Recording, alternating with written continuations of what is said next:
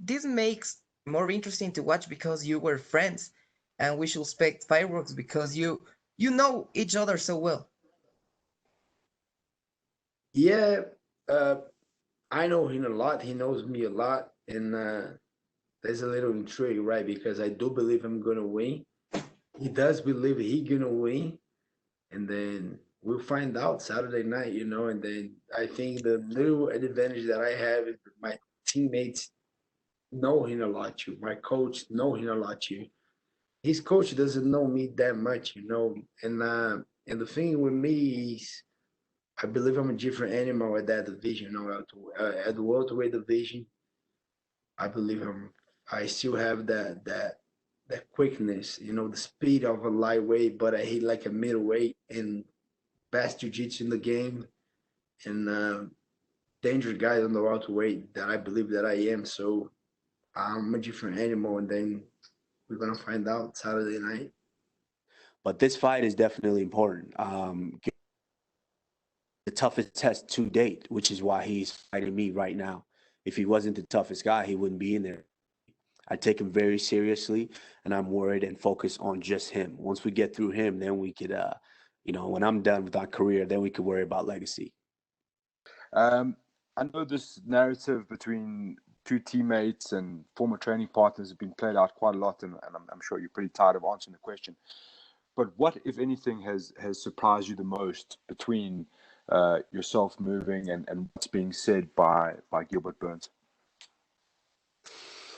Um, I wouldn't say that I'm surprised by a lot of it because you have to expect that from when someone calls you out and says, "Hey, I want to challenge you." You have to expect that they're going to say and do whatever is possible and necessary for them to form that belief in themselves that they can get the job done. Right?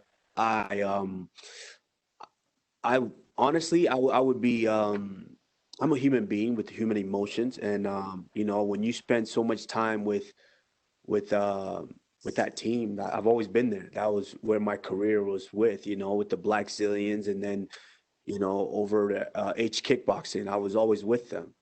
And when you are the guy who kind of helped, I was there from the start, and you go in and you give them the world championship. It's and then things kind of play out the way that they're playing out. It's kind of tough when people start taking sides. That's a tough one. And I would be honest if I said that wasn't kind of the most surprising thing to me. But at the end of the day, you got to expect it. He's coming and he feels prepared and he feels like he's ready to go out and take me out. And it's my job to go in there and let him know that, hey, it's a dream. One day it might happen, but not while I'm on the throne. For sure, for sure. Where do you think Kamaru is more dangerous? Do you think he will try to grapple with you, knowing that you can't submit him because you said that yesterday? I think he'll try to grapple me. That was a little bite that I sent it to him. I want him to grapple, but I do believe we're gonna grapple. We're gonna wrestle. He's for sure superior in me on the wrestling, very high level wrestling, but I'm superior in the jiu-jitsu.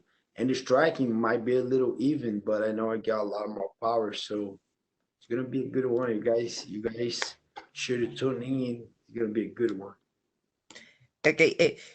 No matter what the result is, do you think you might get a beer or celebrate together at the end of the night? Maybe. I still gonna respect him a lot, and the respect for me is gonna be big. But I don't know if we're gonna celebrate together. Because one guy is gonna be very happy, the other guy is gonna be very sad.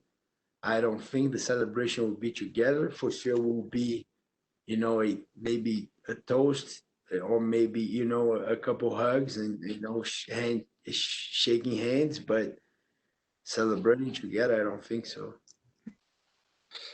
He mentioned, I think the question was about his title reign as a champion, and he was issuing out a warning to the top 15.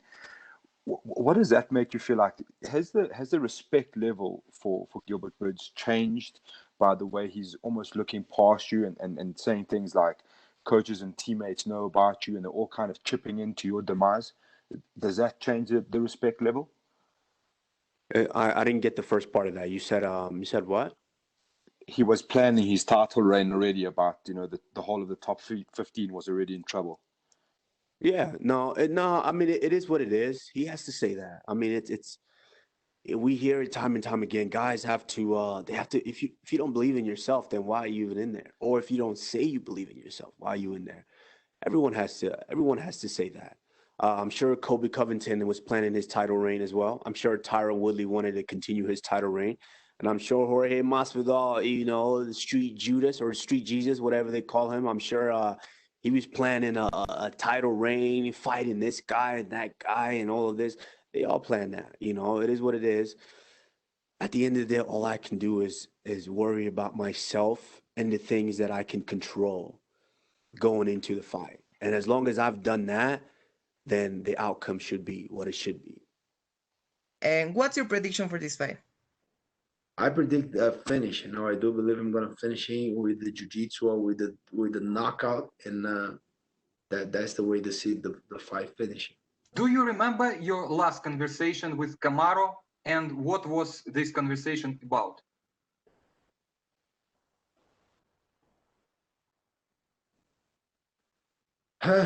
Last conversation we had was just, hey, how you doing? How's everything? How you recovered from COVID? Yeah, good. And today I just saw him on the way here, and they were just fist bump. He didn't say anything. We're in a fight mode already. We're gonna fight each other. So talk's almost over. We might talk during the fight a little bit. Gilbert, you combine unique skills. You jitsu of world class, and you have knockout power in both hands. You knocked out with one punch with your right hand, and you can knock out with your left hand. Before UFC, I saw knockout when you throw that left hook and guy fell like paralyzed. It was terrifying.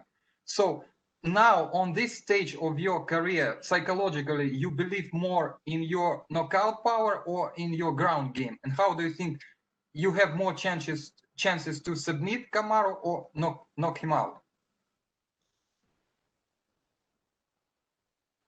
Yeah, those chances are very even, very is a 50-50. My jiu-jitsu is such a high level, and I make sure I keep my jiu-jitsu super sharp.